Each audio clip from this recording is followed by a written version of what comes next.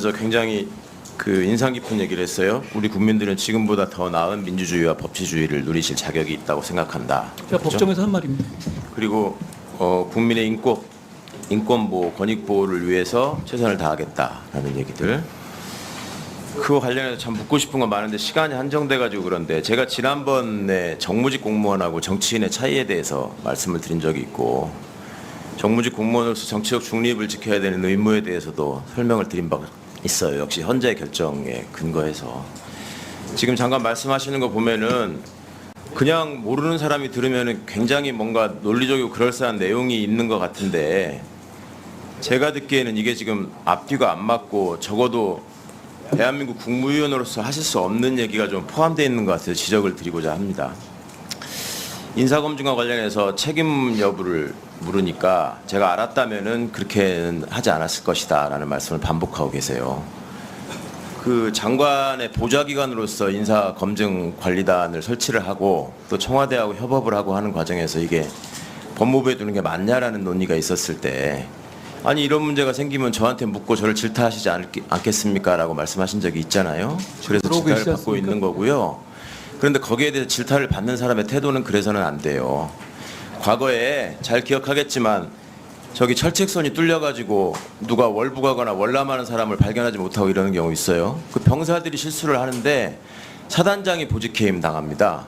그때 사단장이 언론에 나서가지고 책임감은 느낍니다만 앞으로 제도 개선을 해야지 이걸 어떻게 다 막을 수 있겠습니까? 한계가 있습니다라고 변명하는 거 본 적 있어요? 그게 지휘관의 책임이고 지도자의 책임이고 국무위원으로서 법무부 장관이 보좌기관으로 인사검증관리단을 운영하고 져야 할 책임이라는 거를 좀 인식하시면 좋겠습니다. 판결의 효력과 관련해서도 왜 헌재 결정의 효력을 지금 부인하는 듯한 태도를 부인하는 것처럼 보이기 때문에 그런 질문을 하는 거예요. 그리고 그 내용에 대해서 답변하는 과정에서 그렇게 얘기를 했더라고. 한명숙 총리 사건 재판 효력도 부인하시던 분들이 뒤집으려고 했던 분들이 할 얘기는 아닌 것 같다.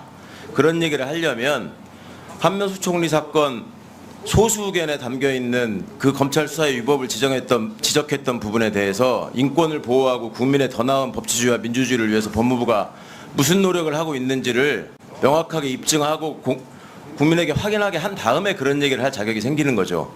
그리고 강제징용과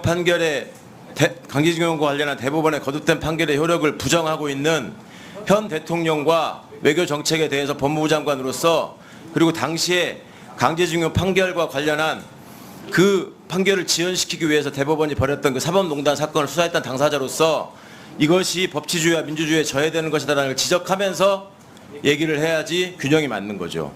소수 의견에 4사람이나 되는 분이 제 의견을 동조했기 때문에 저도 할 말이 있습니다라고 얘기할 게 아니라 대한민국의 법치주의와 민주주의 시스템에 의해서 이런 결정이 나왔으면 그동안에 본인이 주장했던 바가 받아들여지지 않은 점에 대해서 국민께 일단 사과를 드리고 그리고 그 소수 의견에서 지적한 점에 대해서도 고려해 주셨으면 좋겠다 하고 나오는 게 맞는 것이지 한명숙 총리 소수 의견은 한마디도 얘기하지 않는 사람이 본인과 관련된 거에 대해서 소수 의견을 얘기한다는 것도 앞뒤가 안 맞는 거라고 생각합니다. 자, 지금 인사검증 과정에서 본인이 얘기를 하지 않는데 어떻게 알 수 있느냐라고 얘기했어요. 지금 얘기하지 않았습니까? 정순신 실명을 검색해도 판결정보 검색 시스템에 나온다. 그리고 대한민국 공영방송의 메인 뉴스에서 보도한 사건이고 거기에 A씨라고 했건 기혁씨라고 했건 누구나 다 이 사람이 누구였는지 짐작할 수 있는 일이고 통상 법무부와 대검의 관행상 대변인실은 그런 보도가 있으면 그게 누군지를 확인합니다. 근거를 알려드릴까요?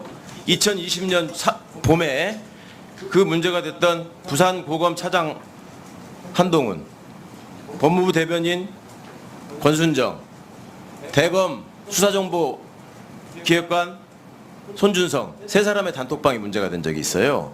그때 기억하죠, 권순정 실장. 대변인 하면 대변인이 왜 여기 끼어 있느냐 얘기하니까 대변인은 주요 사건이 발생했을 때 그 당사자와 관련해서 사실관계를 파악할 필요가 있기 때문에 그 단톡방에 포함되어 있었다.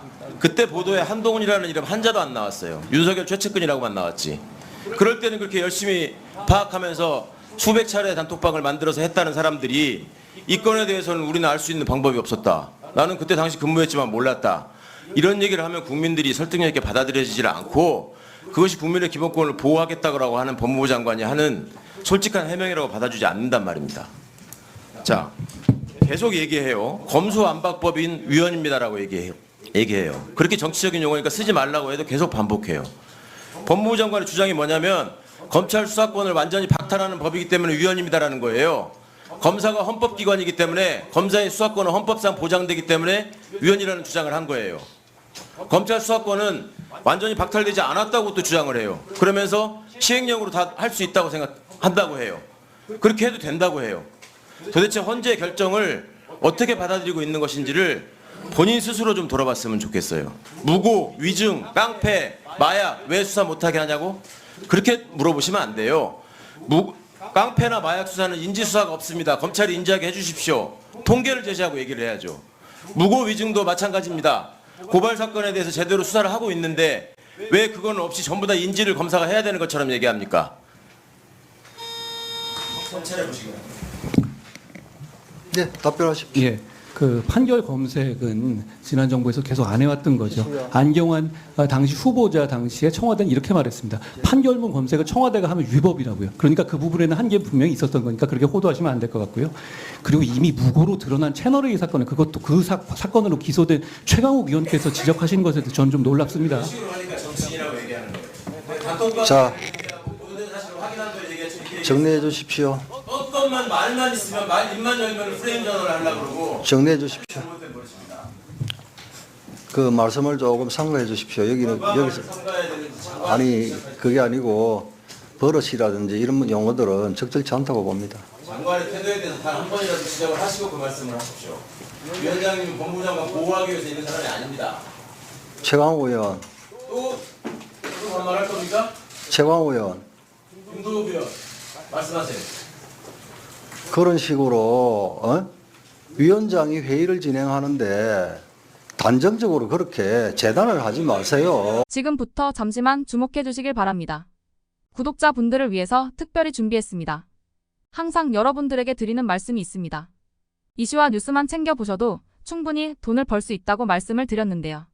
여러분들 여기 보이시는 제 채널의 영상들을 보시면 어떤 생각이 드시나요? 단지 뉴스 영상만 보고 아무 생각이 없으신가요?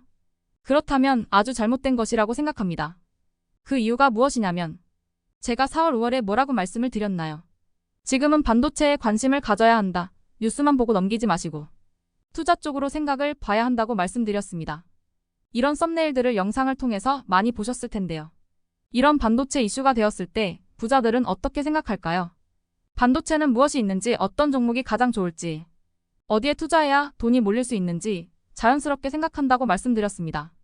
부자들이 봤을 때 이슈가 곧 돈으로 이어지고 그 이슈가 나에게 돈을 벌어준다는 경험적 확신이 있기 때문에 부자들은 사회적 이슈를 관심 있게 챙겨본다고 말씀드렸습니다. 이번에도 마찬가지입니다. 지난번에 구독자분들과 함께하는 주식으로 수익 내기를 진행했었는데요. 100% 무료로 진행을 했고 이 사진을 보시면 아시겠지만 구독 문자 메시지를 남겨주신 모든 시청자분들께 이렇게 반도체 관련주 중에 가장 급등할 확률이 높은 딱 한 종목을 드렸습니다. 4월 말 시지트로닉스를 추천을 드렸습니다. 여기 나와 있는 사진을 보시면 정확히 얼마에 매수하고 어떤 종목을 사야 하는지, 어느 지점에 팔아야 하는지 이런 부분들까지 여러분들에게 정확히 알려드렸는데요. 실제로 많은 분들께서 수익을 보셨습니다. 오른쪽을 보시면 아시겠지만 4월 말에 시지트로닉스를 소개해드리고 나서 실제로 며칠이 지나지 않고 이렇게 주가가 2배 이상 급등이 나왔습니다. 당시에도 굉장히 많은 분들이 제가 드린 이 종목으로 수익을 내셨습니다.